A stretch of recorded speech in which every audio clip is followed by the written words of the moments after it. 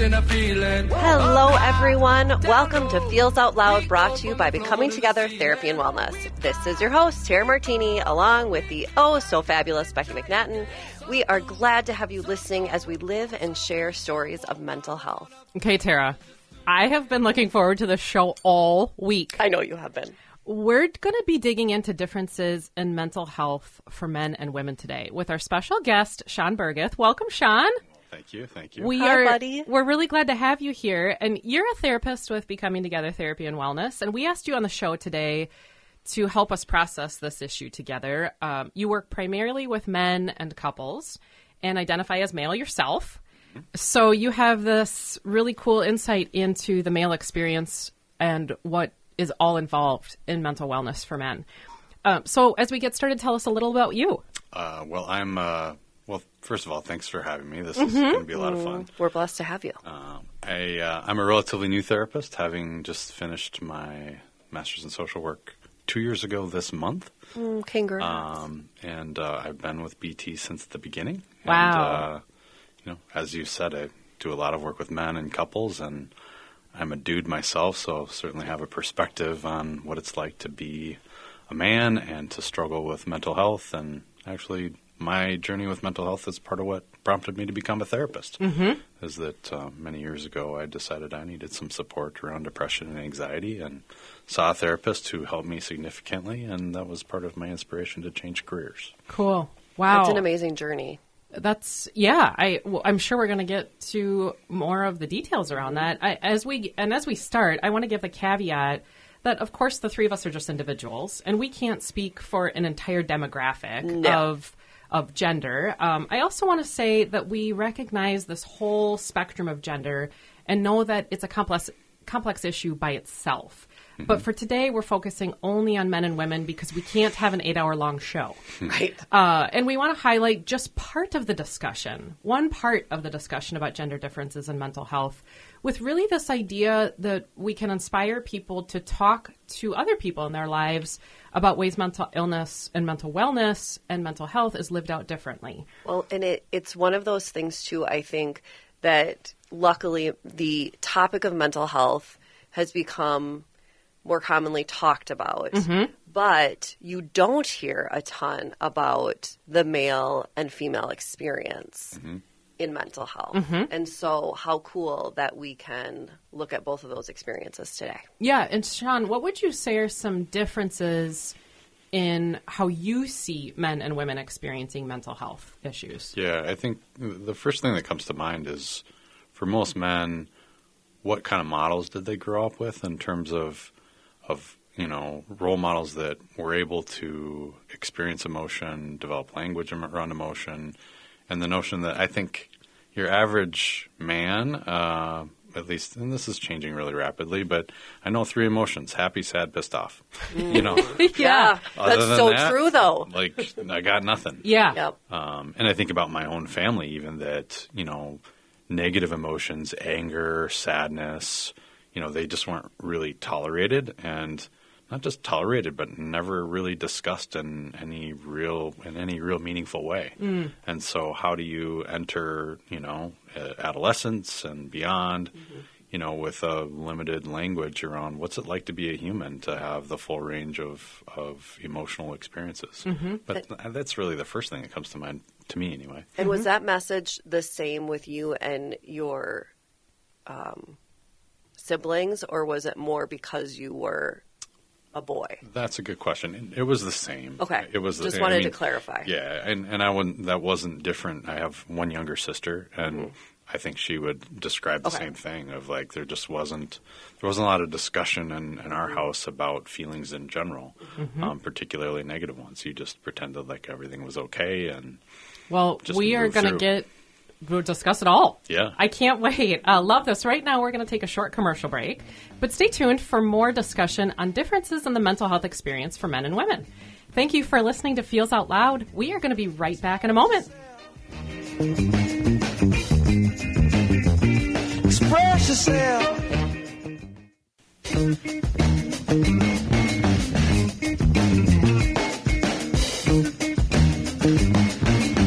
Welcome back to Feels Out Loud, brought to you by Becoming Together Therapy and Wellness. I am Tara Martini, and Becky McNattin is sitting beside me.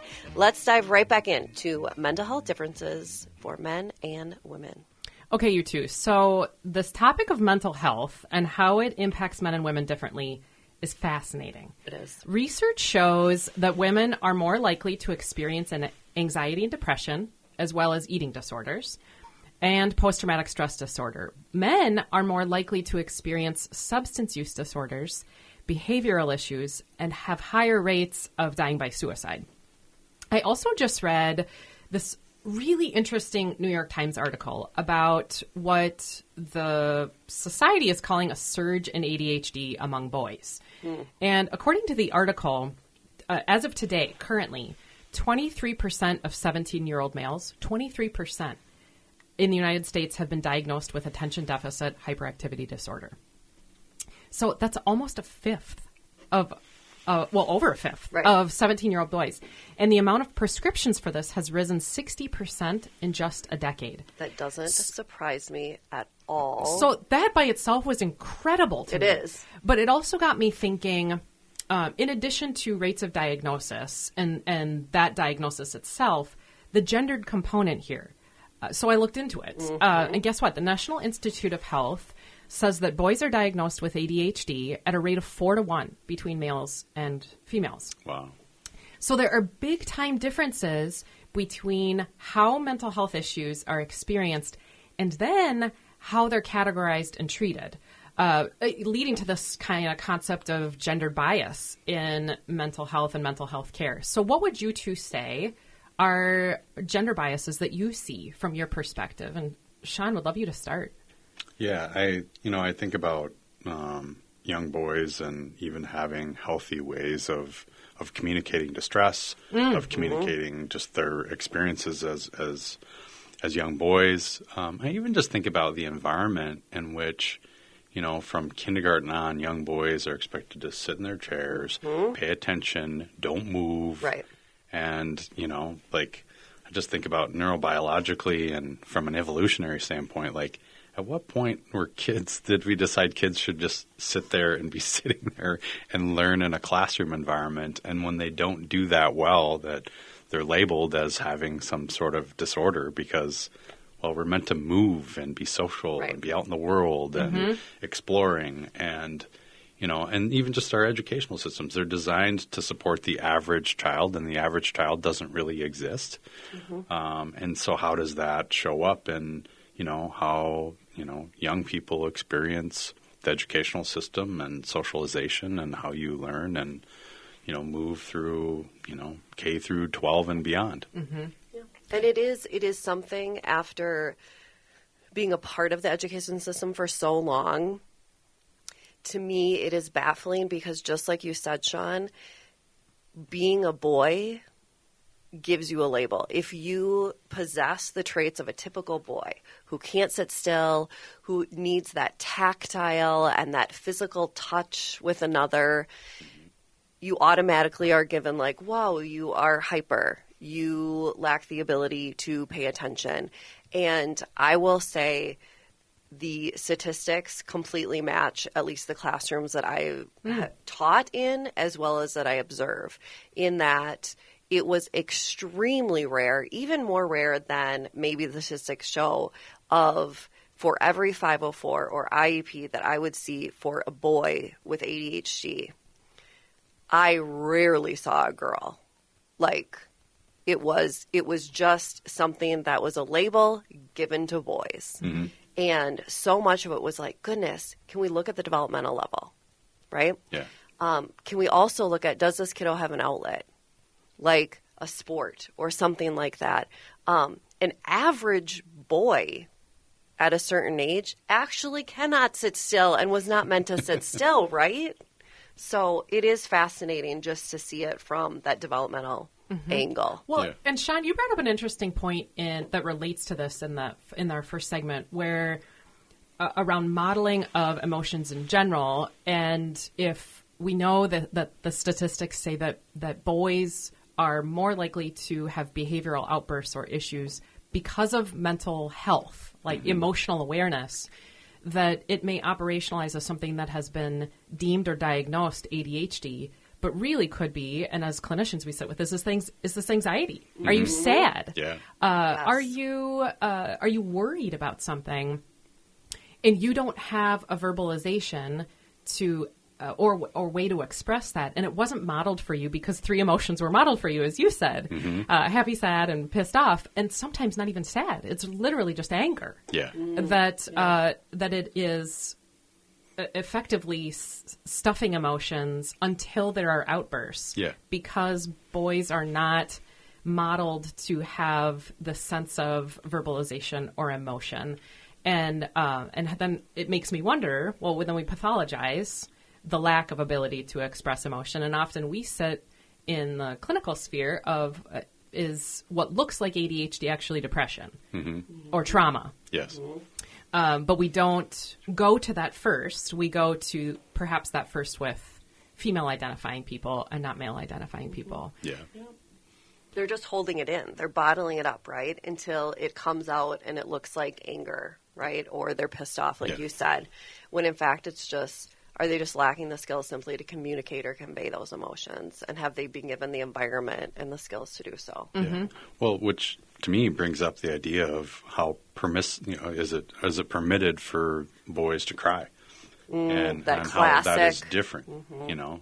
Don't cry or I'll give you something to cry about, and just how early on in a boy's development do they hear messages that really label their emotional experiences and prevent them from, to your point, having an outlet. And if you bottle those emotions and eventually it comes out as anger or rage, and, are we really understanding what's going on? And is there an element of like, this boy needs a safe place to cry? Right.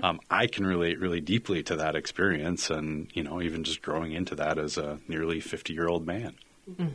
Do you think that is still a common practice among families, whether it is the dad or mom teaching their son? I think it is, but I think it's changing. It reminds me even of just the gender roles and differences in parenting. And I think about 20 years ago working in corporate America, and a member of my team taking 2 or 3 months off of paternity leave to welcome his son. And that was a new development and a really positive one. So I think it is changing. It is evolving. Men are more engaged in parenting, and a kind of a more reasonable division of parental responsibilities. And yet I do think the emotional component and, boys having a safe place to cry and express emotions is still, I think it's getting better, but it's still challenging. I think it's still hard. Yeah, there's still work to be done. Yeah, I think you've said to me several different times, if boys were allowed to be sad and women were allowed to be angry, or girls were allowed to be angry, how different our world would be, Yes. or our society would be. What is seemingly permitted, Yes. and the very likely subtle messages, because I don't know how much we walk around and say overtly, here's what you need to do. It's a good point. But we very likely covertly are continuing to socialize in a certain way about what's acceptable emotional expression and what isn't acceptable emotional expression. And it's really interesting to think about. We all grew up in a similar generation, and you work with people who are much younger now and similar age.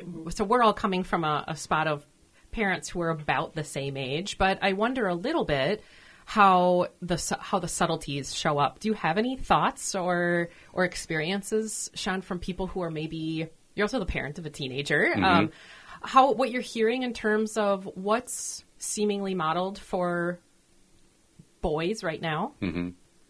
Gosh. I'm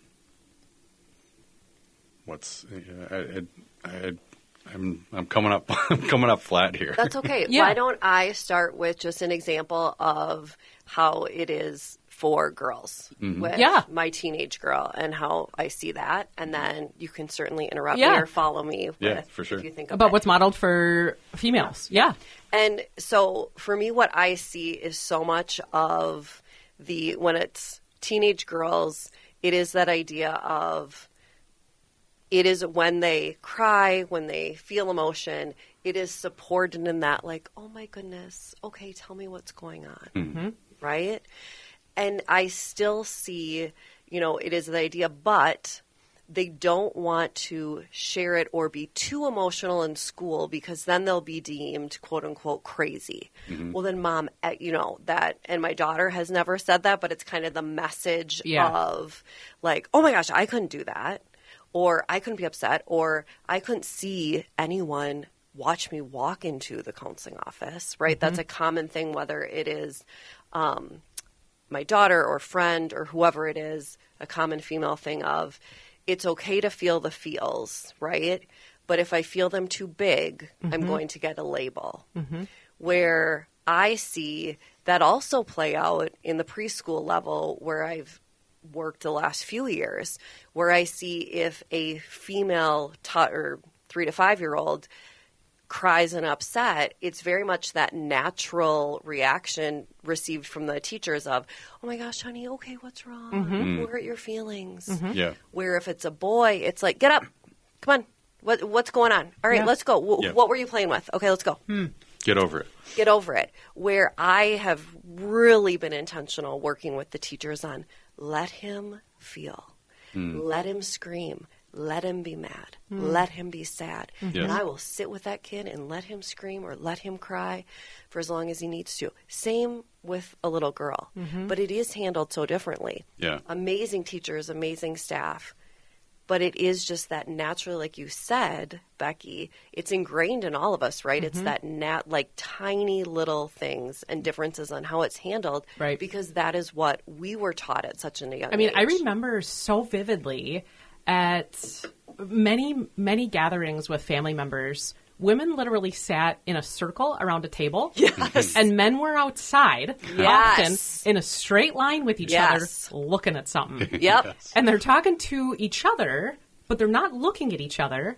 And I think about, I still notice that happening. Yes. When I'm at a party, the genders tend to separate. Women still end up in some kind of circular formation. They're looking at each other. They're like touching one another's shoulders. Yes. And maybe a tissue box in the middle. and it might be laughing, but sharing. And men tend to do this sort of parallel play thing. Yes. From we're standing side by side, and this may be Midwestern. We are in the state of Minnesota. True.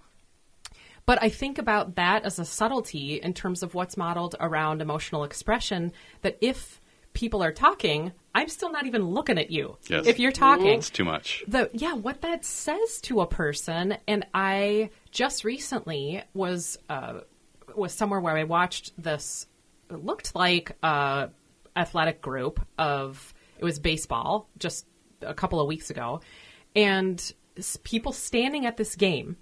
I'm driving past it. I see women huddled around. Of course. The team themselves talking, but not looking at each other. Okay. And it was boys baseball. Yep. And what appeared to be maybe male caregivers, all standing separately along the sidelines, standing looking at the game. And to me, it was like, this is such an interesting microcosm of the way that we socialize around probably joy. This isn't, I would guess, an athletic game is cheering and people are like happy for the players. The players themselves are happy for each other. But how I noticed the separation of the way that people are interacting with one another, to me, that's the part of how we gender socialize. Yeah. Well, and how it's just so how different. community develops for boys and beyond. Yes. And they're watching their dads. Yes. And a lot of the work that I do with, adolescent boys and men is around, well, tell me about the community that you're a part of. Who do you talk to when you have a tough day?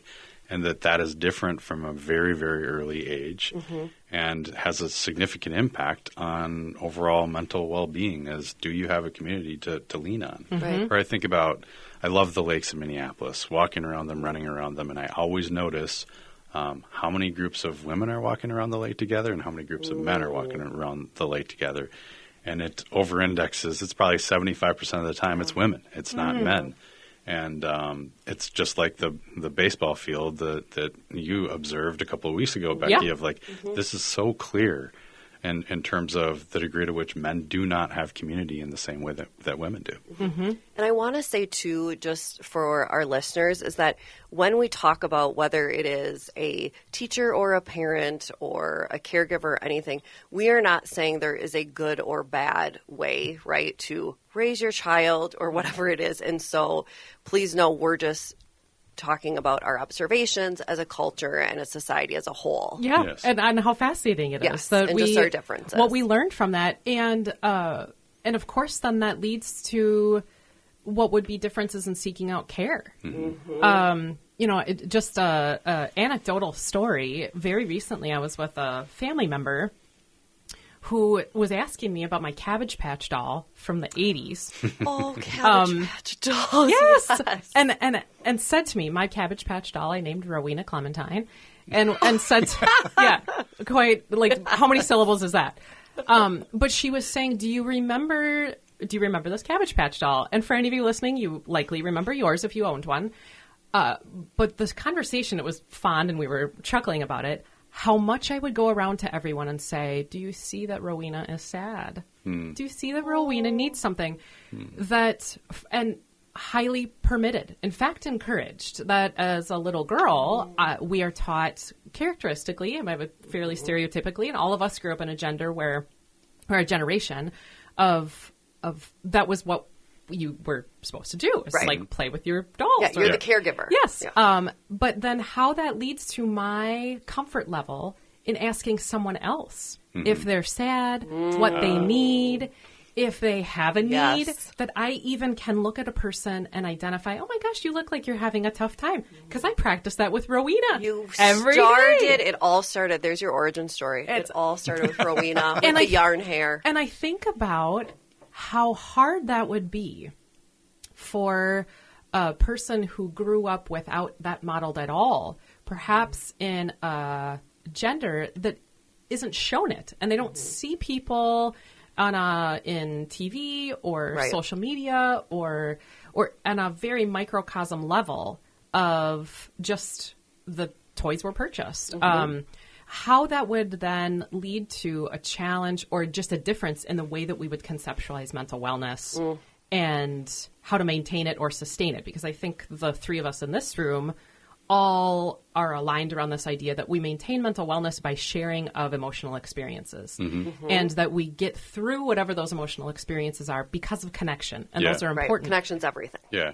Well, and your story highlights being a human being. And I think about how boys are socialized to be human doings and just the primacy of sports and activity and physical exertion and then how those boys become men. And it's like, well, it's not okay just to be. You have to do something.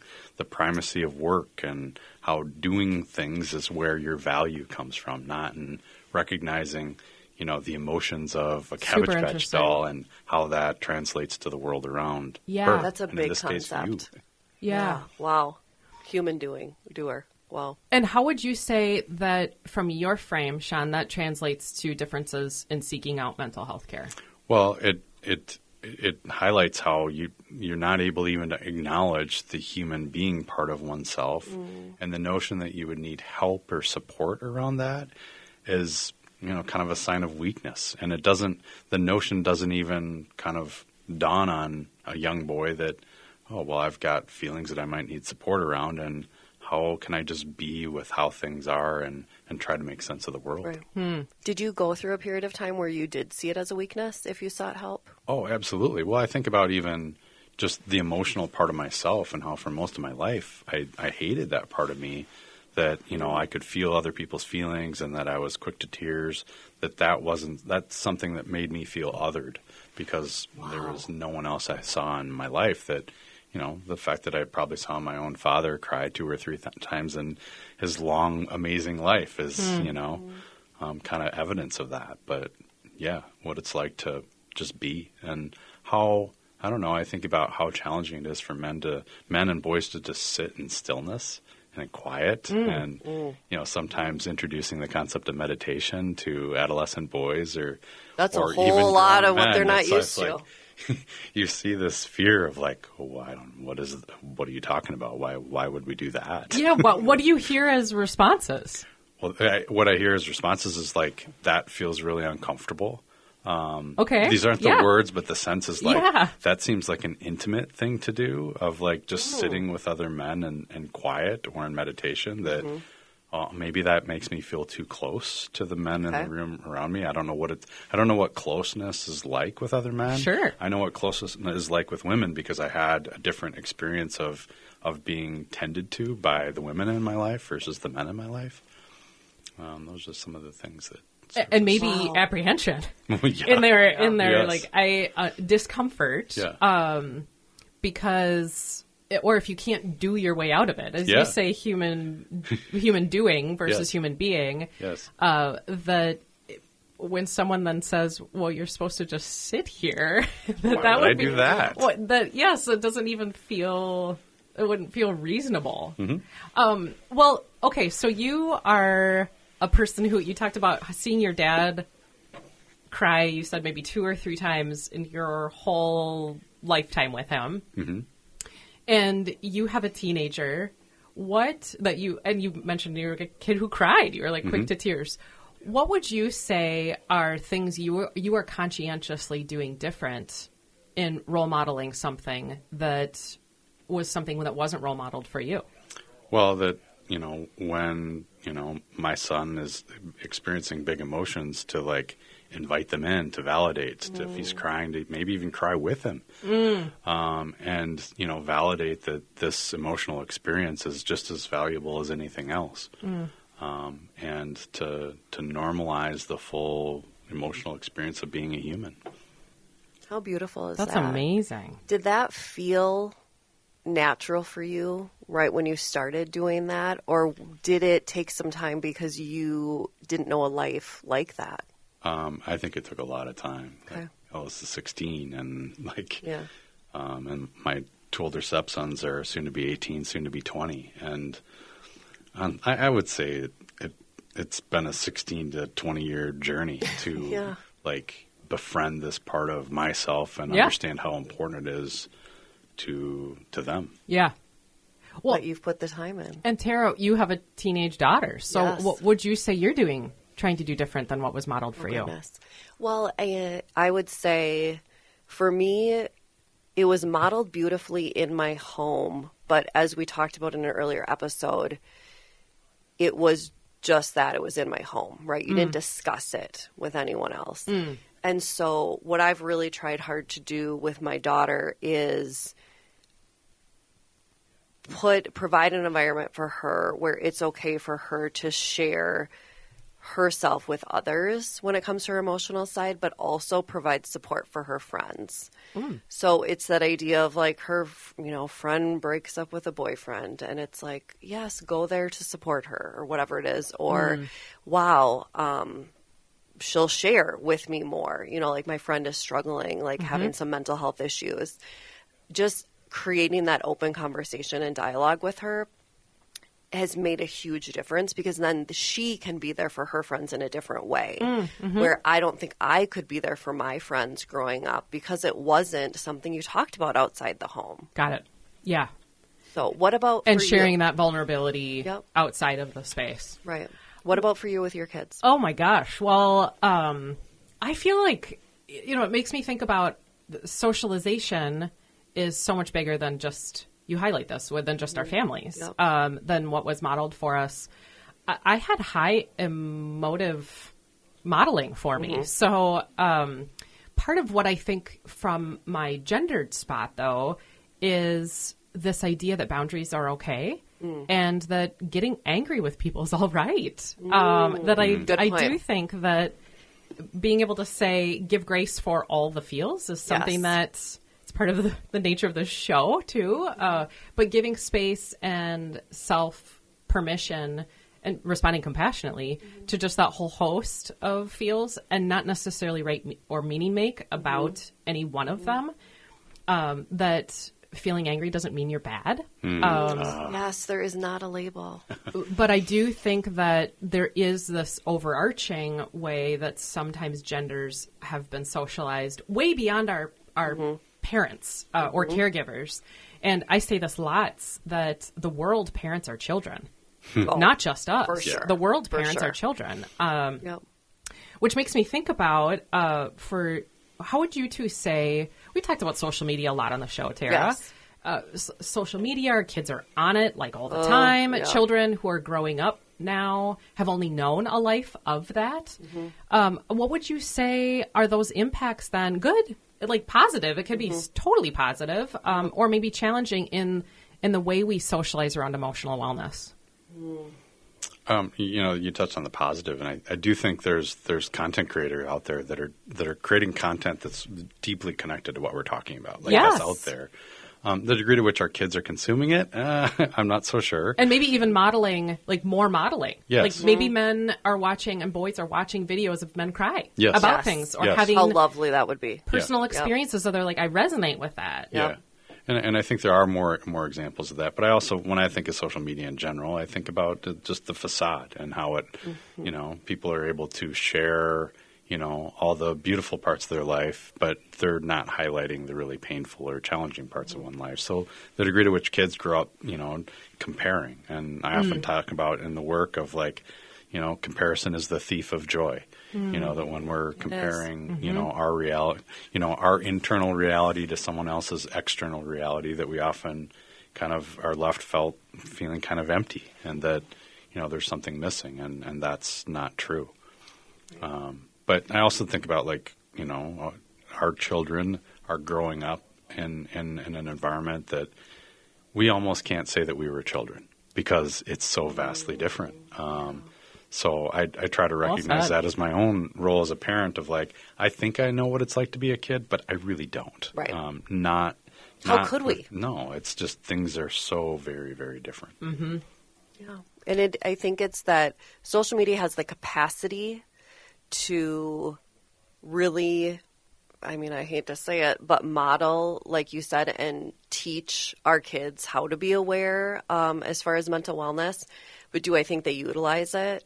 No. Right? I think I do as an adult because I'm very aware of what I put in front of my face. Yeah. What are your thoughts, Becky? Well, I was thinking about one really cool thing that's recent. About a decade ago, the Ice Bucket Challenge was a real thing. Yes. That it just has made in the It's last come month back. a resurgence. It has. My daughter just did that last weekend.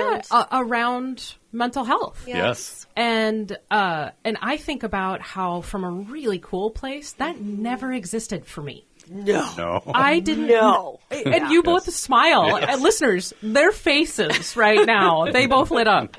How incredibly joining that is. And so we sometimes dog on the what is modeled, but how incredible that is, that it was a state, not here, that kind of reignited the flame on the Ice Bucket Challenge and made me be an old lady in the moment where I was like, the Ice Bucket Challenge, what is that? That was a decade ago. Like, it's new, Mom. It's new. It's not new.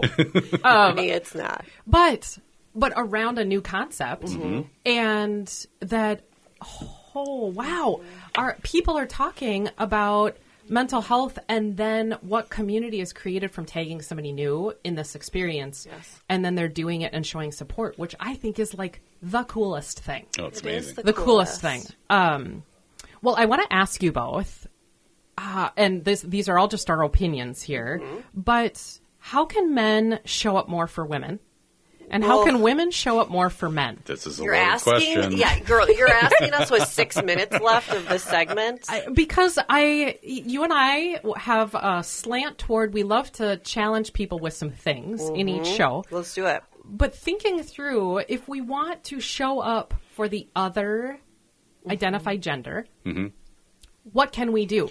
And what could women do to show up more for men? And what can men do to show up more for women around, not necessarily a relational space, around an emotional wellness or mental health space? The first thing that comes to mind to me is the degree to which men are able to demonstrate compassion, empathy, and forgiveness towards themselves, and how as men develop those skills to be able to demonstrate that in their own lives towards their own actions, that opens up capacity to show up in that way for their partners. Bravo. Oh. Bravo. Well, that made me... There we go. We're as you were done. talking, Show's done. I was thinking, as you were talking, Shawn, I was thinking, I sometimes think that women need to stop talking. And they need to let men speak who maybe haven't had a lot of practice making the moment about them. Yes. And when you say, the space of forgiveness, or that we've had a whole lifetime of people telling us to find all sorts of words. Yes. And we can talk. Yeah. So that maybe one thing that women can do in allowing that is practice this. We say it all the time, but like practice asking questions. Yes. And maybe just sitting in silence. And when you say kind of avoid human doing, promote human being. Yes. Well, and it reminds me of like a client, one of my first clients 2.5 years ago. He said this thing, and that was, I would rather die than be vulnerable.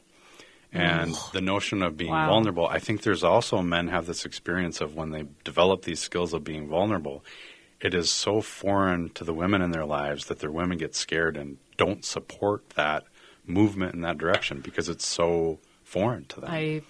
I can completely get that. It would feel odd and maybe even, it's like that discomfort from all the angles. Yeah.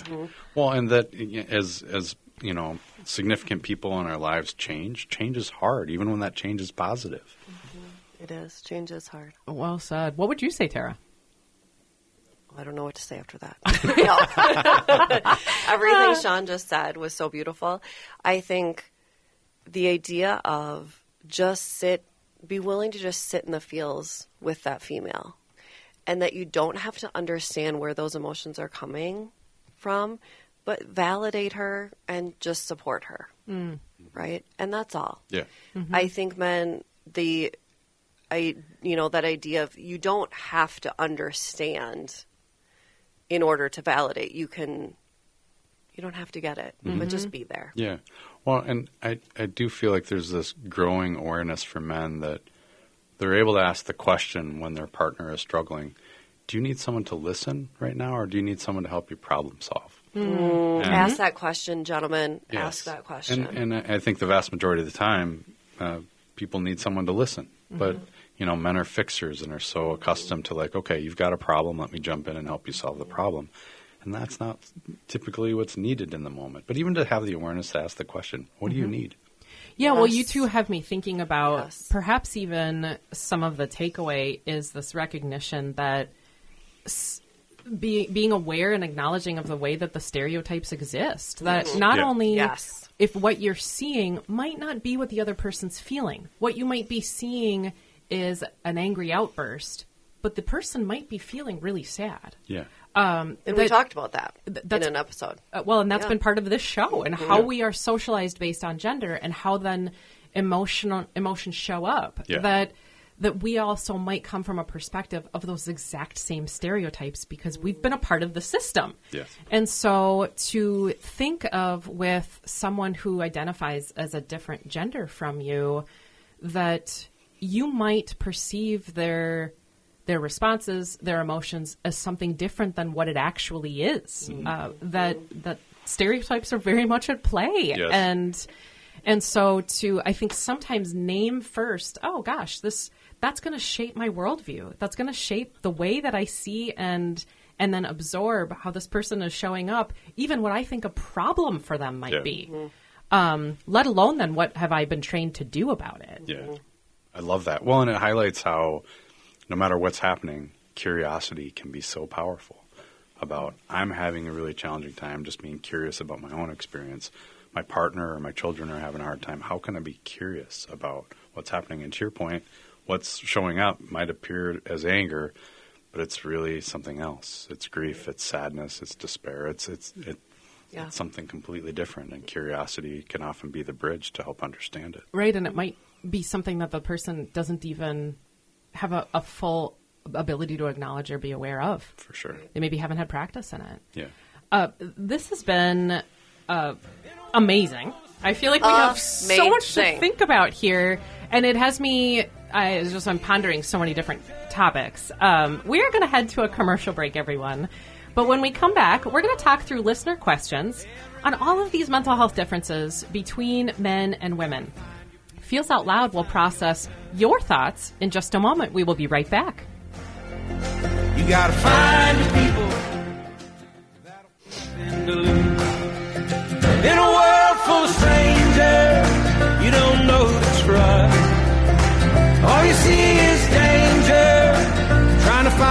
lost.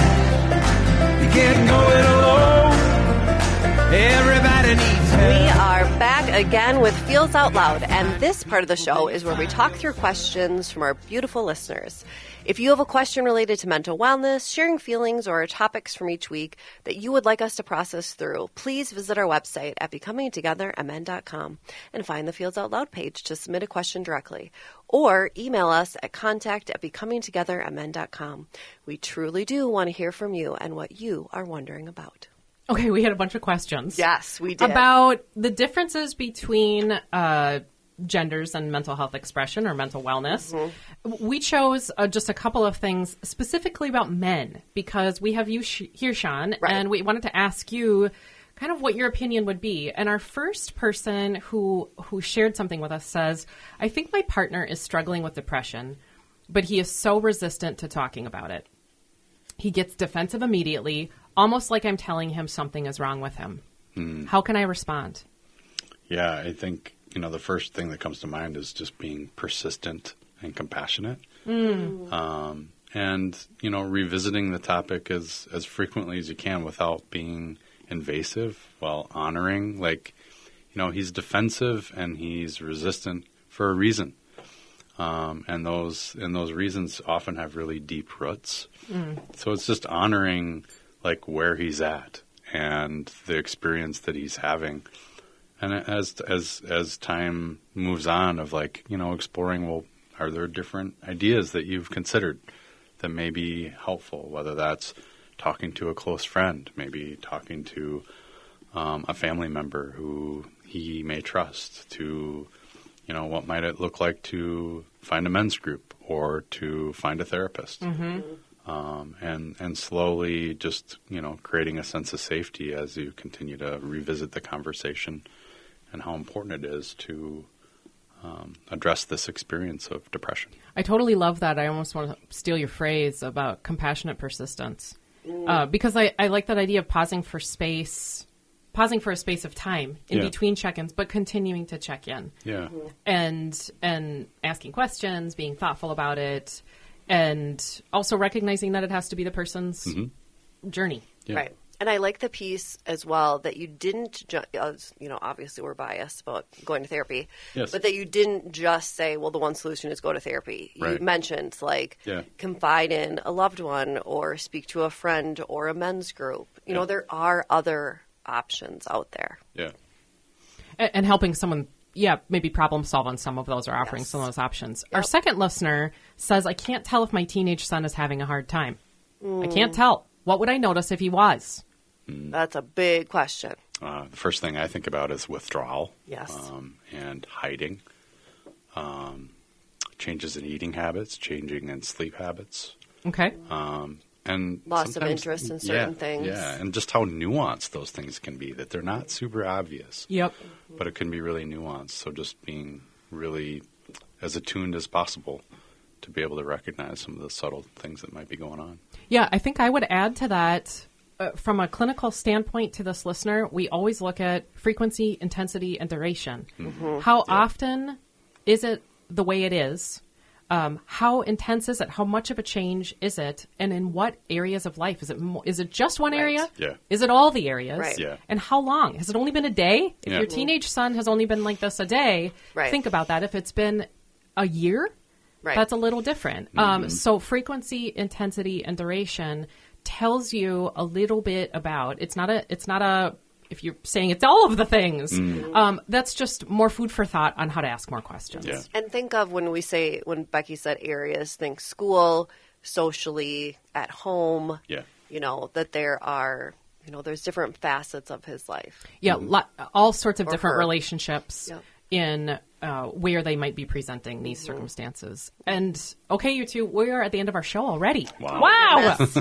Thank you for listening this morning, everyone. Join us next week as we talk about birth order and the impact this might have on our mental health. In the week ahead, be kind to yourself. Remember that connection fosters wellness, and your voice is one that the world around you needs to hear, everyone. Share yourselves, friends. We go from the floor to the ceiling. We fly.